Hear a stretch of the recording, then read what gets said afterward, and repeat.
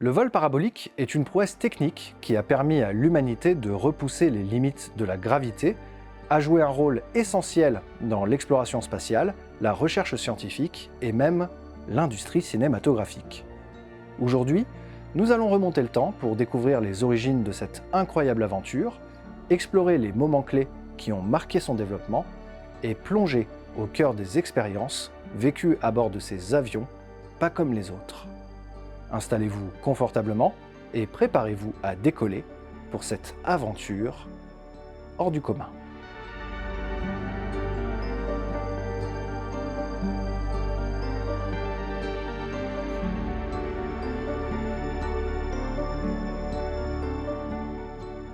L'histoire du vol parabolique commence à peu près en même temps que la course à l'espace, dans les années 50. Nous sommes quelques années avant le lancement de Spoutnik, premier satellite à orbiter la Terre. À cette époque, les deux grandes puissances, les États-Unis et l'Union soviétique, veulent à la fois mieux comprendre l'effet de la microgravité sur les matériaux, mais aussi les êtres vivants. Ne pouvant pas se rendre dans l'espace, il n'y a alors qu'un seul moyen de simuler cet environnement tout en restant sur Terre: utiliser la chute libre. Il y a deux manières de l'exploiter sur Terre sans autres perturbateurs comme le vent: les tours d'impesanteur, ou drop tubes, et les vols paraboliques. Dans le premier cas, on place un objet à tester au sommet d'un long tube sous vide qui est ensuite lâché. Durant sa chute, il accélère d'abord vers le bas sous l'effet de la gravité, puis atteint sa vitesse terminale, ce qui fait qu'il n'accélère plus et se retrouve donc en impesanteur, puis atteint le sol, subissant une forte décélération. En général, cette expérience dure moins de 3 secondes, cette durée dépendant évidemment de la longueur du tube. Cette technique était déjà utilisée partout en France au XIXe siècle pour créer des munitions. Le plomb, fondu au sommet des tours à plomb, s'écoulait par gouttes qui tombaient dans la tour creuse, se solidifiant durant leur chute et finissant leur voyage dans de l'eau pour les refroidir.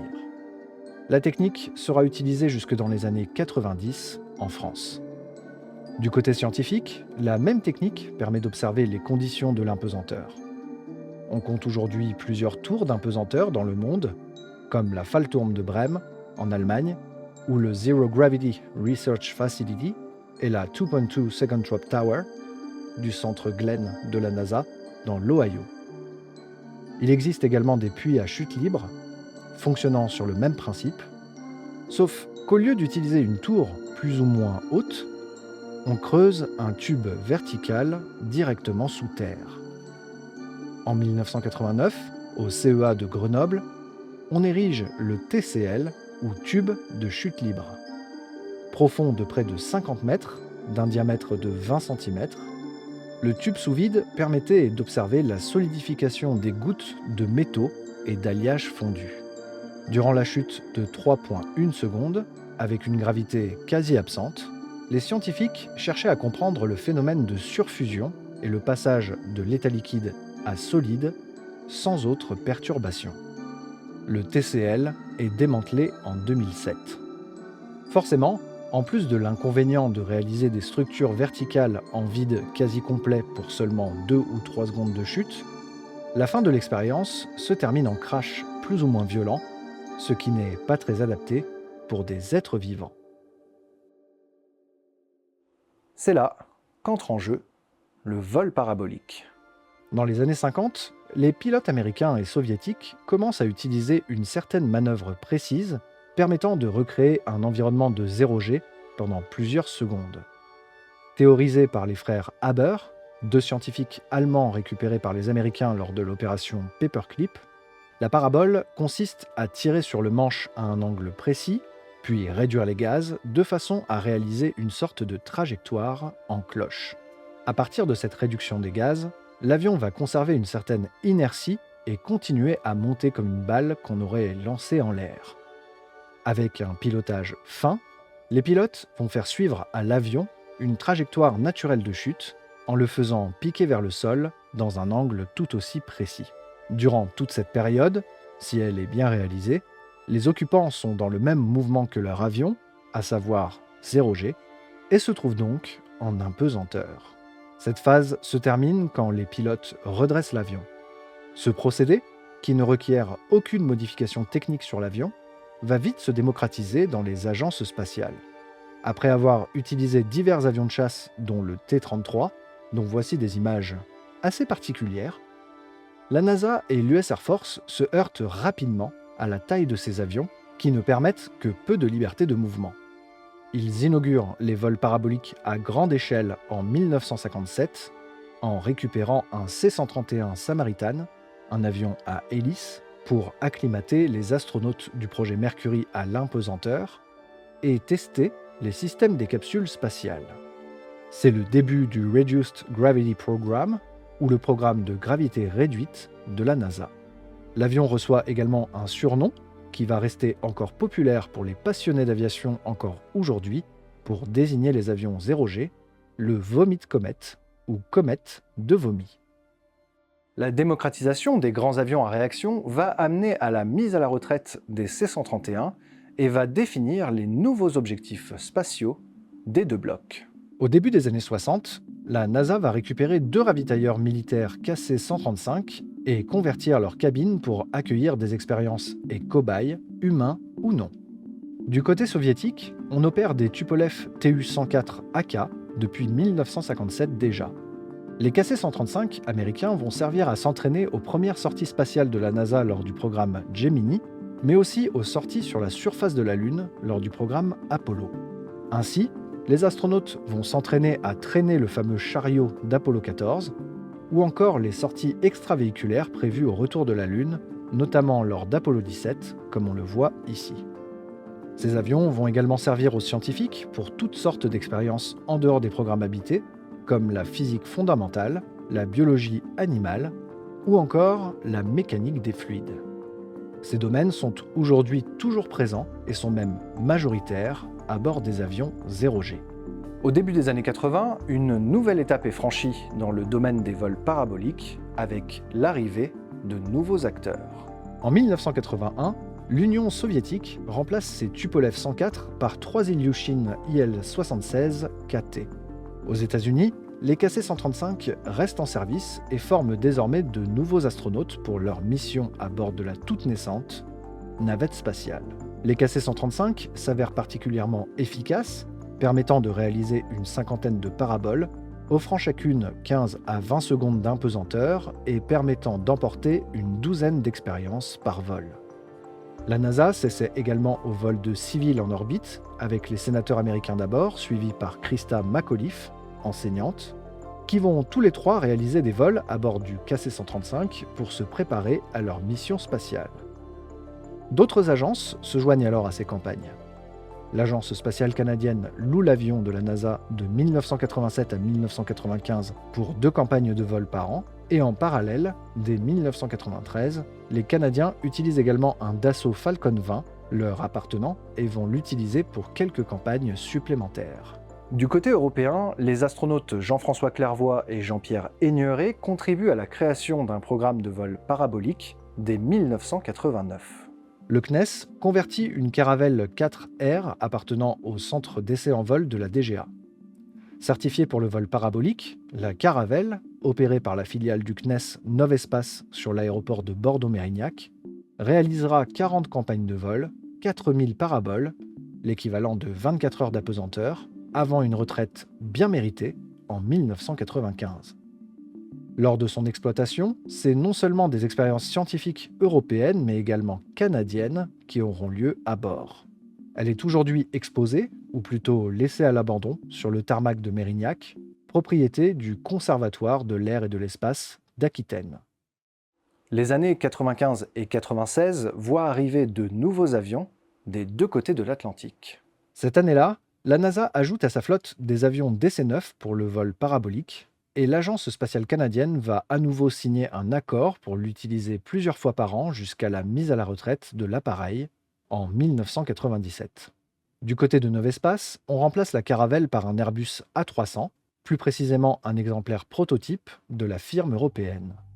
Légèrement plus spacieux que tous les autres avions 0G alors en service dans le monde, il effectue sa première campagne scientifique en 1997. La carrière parabolique de l'A300 sera toute particulière car non seulement l'avion enregistrera en 17 ans de service 102 campagnes de vol scientifiques, mais ouvrira également l'impesanteur au grand public avec les vols commerciaux payants. À sa retraite, en 2014, il cumule plus de 13 000 paraboles, soit plus de 72 heures d'impesanteur. Il est aujourd'hui exposé de façon statique à l'aéroport de Cologne, la ville accueillant la base d'opération des astronautes européens. Du côté américain, les KC-135 prendront également leur retraite en 2004, après plus de 58 000 paraboles, au profit d'un C-9 de l'US Navy d'abord, puis d'un Boeing 727 opéré aujourd'hui par une compagnie privée. Aujourd'hui, les Russes, les Américains et les Européens opèrent toujours leurs avions 0G, et les trois les ouvrent au grand public, en plus des campagnes scientifiques. Aux États-Unis, un KC-135 a été utilisé pour tourner les scènes d'impesanteur du film Apollo 13 de Ron Howard, et les Ilyushin 76 MDK russes ont servi au tournage de l'excellent clip de la chanson Upside Down and Inside Out du groupe OK Go. Du côté européen, Novespace a acquis en 2014 un Airbus A310 en remplacement de l'A300. Contrairement à ce dernier, l'avion n'est pas un ancien prototype d'Airbus, mais a eu une carrière singulière avant sa conversion pour les vols paraboliques. D'abord opéré par une compagnie aérienne allemande, il devient ensuite un avion de transport officiel du gouvernement allemand. Baptisé Konrad Adenauer et opéré par la Luftwaffe, il transportera notamment la chancelière allemande Angela Merkel lors de ses voyages officiels. Il réalise sa première campagne de vol parabolique en mai 2015 et est toujours utilisé aujourd'hui. C'est d'ailleurs le plus gros avion 0G au monde. Il porte désormais le nom de Billy Bob, le call sign de Jean-François Clairvoy à la NASA.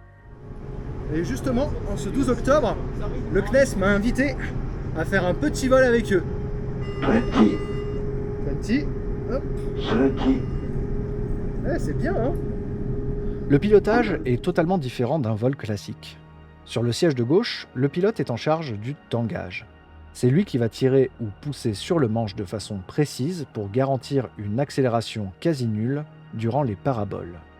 À côté de lui, l'autre pilote se charge du roulis uniquement. Enfin, entre deux, un troisième pilote gère la poussée des moteurs. Évidemment, les avions étant généralement en double commande, les actions d'un pilote sur son manche font bouger celui de son collègue. Pour éviter de se gêner, le pilote de gauche utilise un second manche sans roulis et celui de droite gère le roulis avec de petites lanières. Pour créer des périodes d'apesanteur, l'avion subit une trajectoire spécifique appelée trajectoire parabolique. Au début de chaque parabole, l'avion effectue une montée raide à un angle d'environ 45 degrés par rapport à l'horizon. Pendant cette montée, les passagers à bord de l'avion ressentent une accélération vers le sol de 2 G environ. Une fois que l'avion approche du sommet de la trajectoire, le troisième pilote baisse la puissance des moteurs, mais ne les coupe pas. À cause de la traînée extérieure qui freine l'avion, les moteurs doivent maintenir une poussée de façon à l'annuler. Dès ce moment, appelé injection, la phase de 0G commence. L'avion finit sa montée en imprimant une courbe, bascule lentement vers le bas, créant une pente descendante raide. Durant toute cette phase, grâce à un pilotage fin, les objets et les personnes à bord de l'avion tombent librement, ressentant ainsi une gravité proche de zéro. Cette phase d'impesanteur dure environ 22 secondes. L'avion est alors en fin de parabole, en piqué. Le pilote tire à nouveau sur le manche et une nouvelle accélération à 2 G plaque tout et tout le monde vers le sol à nouveau, le temps de revenir à un vol stable. Lors d'un vol en A310, les scientifiques subissent 31 paraboles sur un laps de temps de 2h30. Tous les pilotes actuels sur le 0G, sauf la seule exception, c'est Thomas Pesquet, nous sommes tous des anciens militaires, soit des anciens pilotes de chasse, soit des anciens pilotes de transport, mais tous des anciens militaires, avec une très forte expérience. Inutile de dire que quand on va s'occuper d'un avion comme ça, où on est en permanence très proche de l'imitation du constructeur, enfin de l'avion, il vaut mieux pas faire ça avec des débutants. On ne fait pas ce boulot de pilote 0G par hasard. D'abord, il faut être candidat, il faut être coopté, il faut avoir une certaine expérience. Et donc, on est vraiment une famille, tous les pilotes, tous les PNS, on est quand même un certain nombre.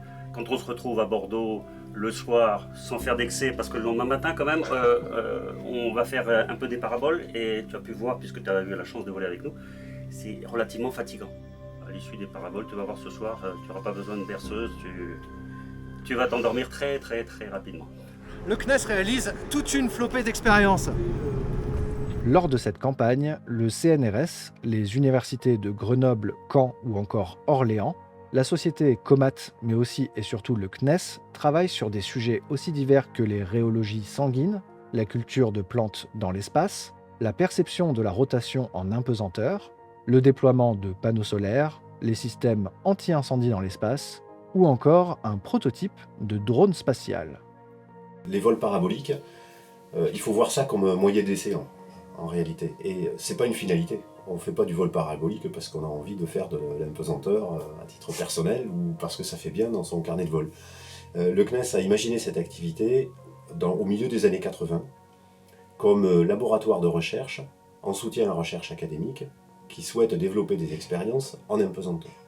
L'impesanteur est un contexte d'étude, au même titre que les capsules orbitales ou la Station spatiale internationale. C'est une opération qui est réglée un petit peu comme du papier à musique au CNES. Ça fait plus de 30 ans qu'on fait ça, à raison de 2 campagnes annuelles, et on accueille du coup entre 10 et 12 expériences par campagne. Le rythme il est parfaitement réglé. 2 campagnes par an, espacées de 6 mois. On sélectionne des expériences de 6 mois en 6 mois, ce qui leur permet de se préparer. Il faut 6 mois de préparation pour les 2 semaines de campagne. On dit 2 semaines, même s'il n'y a que 3 jours de vol, parce que les expériences arrivent un peu avant. On les prépare, on les installe et on les teste au cours des vols. Le cadre opérationnel offert par Novespace avec les agences spatiales européennes, CNES, ESA, DLR, est le seul cadre au monde à proposer cette activité aux scientifiques. Le CNES offre également de la place sur ses campagnes scientifiques pour les étudiants. Donc c'est le cas sur cette campagne où on a accueilli 3 établissements de supérieurs, donc là c'est plutôt des écoles d'ingé, et la campagne du mois de mars c'est plutôt des lycées. Notre objectif c'est de soutenir la recherche académique, d'accompagner la quête de connaissances des laboratoires de recherche. Donc quand on parle de ça, on résume ça sous la terminologie recherche fondamentale. On cherche à faire avancer la connaissance. Il se trouve que, au bout de quelques années, quand on a fini un protocole, on peut découvrir des applications, qu'elles soient spatiales ou terrestres. C'est le bonheur de la recherche de dire, bah tiens voilà, on a étudié tel phénomène, et finalement on se rend compte que c'est utile à telle application sur Terre. C'est le cas dans plein de sujets.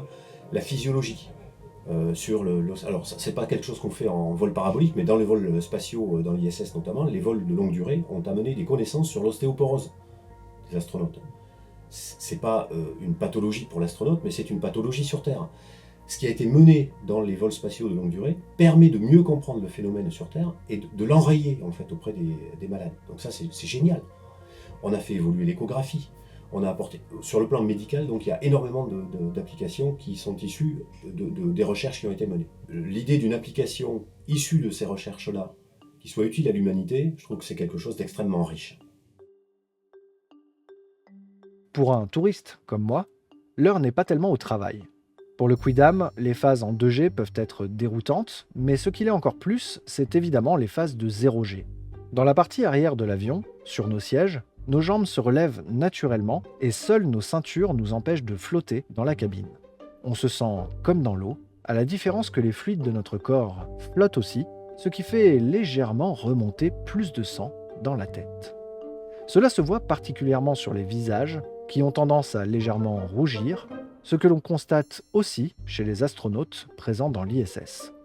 Peu de chances de tomber malade, surtout si vous respectez les conseils des médecins de vol, à savoir prendre un petit déjeuner, ne pas avoir bu la veille et ne pas fumer avant le vol. Une injection de scopolamine évitera aussi de vomir, ce qui a comme effet secondaire d'assécher votre bouche, ce qui explique l'utilisation massive de chewing-gum durant le vol. Seule une minorité de personnes se sentent vraiment mal lors de vols paraboliques. En revanche, il vaut mieux aller aux toilettes avant d'embarquer, ceux de l'avion étant désactivés pour une raison évidente. Pour les déplacements en impesanteur, il est inutile de nager, mais c'est pourtant le réflexe naturel. Il faut aussi y aller doucement quand on donne une impulsion des bras et des jambes, comme on le voit ici quand j'essaye de faire un salto, en commençant par un saut, ce qui me colle au plafond. Également, quand on lance un objet, on va naturellement le lancer en cloche. Une autre erreur de terrien, comme on le voit ici avec ce lancer de navette. Et là, où le collègue me renvoie la navette d'une façon plus adaptée à l'impesanteur. Tout le long de la parabole, le pilote communique des informations précieuses.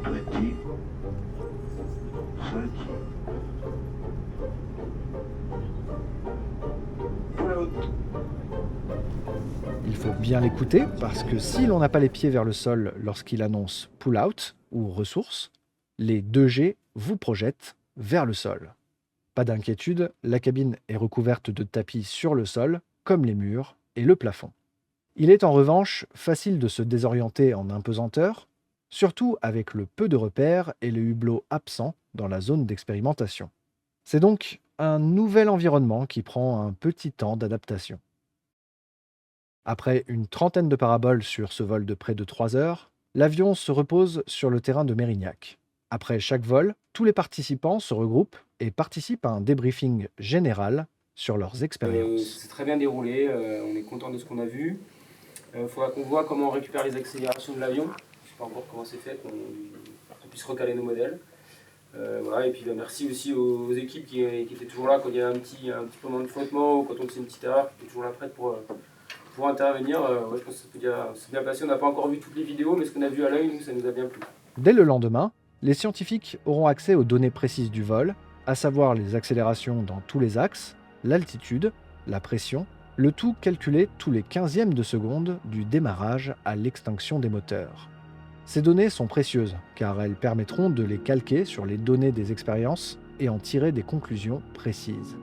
C'est aussi l'occasion de voir l'extrême précision des paraboles effectuées, je le rappelle, à la main par les pilotes, avec des variations infimes et toujours en dessous des 0,05 G dans tous les axes. Pour les mois, voire les années qui suivent, les scientifiques devront analyser ces données et poursuivre le travail qui mènera, on l'espère, à des avancées significatives dans les différents domaines étudiés. Les vols paraboliques sont devenus un outil essentiel pour la communauté scientifique et les agences spatiales, offrant des opportunités uniques d'expérimenter l'impesanteur. Aujourd'hui, ces avions 0G continuent de repousser les frontières de la recherche scientifique. Ils sont le point de convergence de la passion, de la curiosité et de l'innovation, rappelant que l'exploration de l'impesanteur est une aventure extraordinaire où la gravité terrestre cède la place à un monde d'opportunités infinies.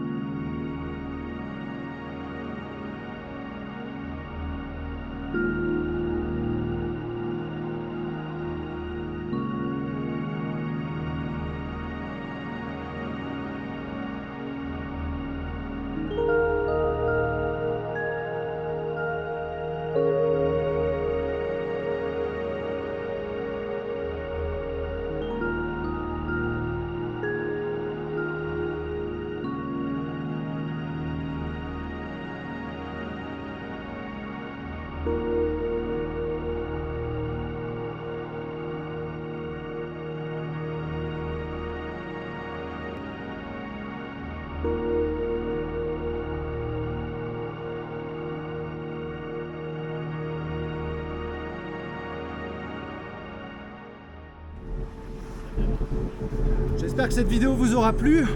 Merci au CNES pour l'invitation, merci à Novespace pour leur accueil, merci à tous ceux avec qui on a pu échanger sur cette vidéo. Moi je vous dis à très bientôt pour des conditions un peu plus normales de gravité. À très bientôt, salut!